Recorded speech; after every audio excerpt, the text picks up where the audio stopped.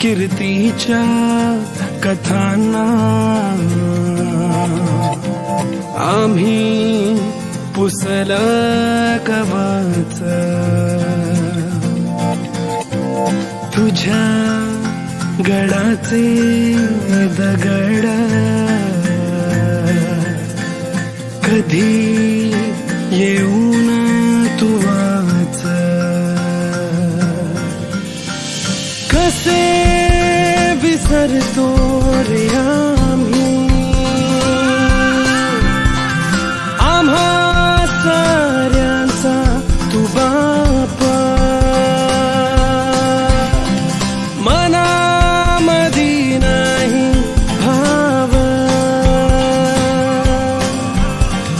तरी पूजतो रे तुलाच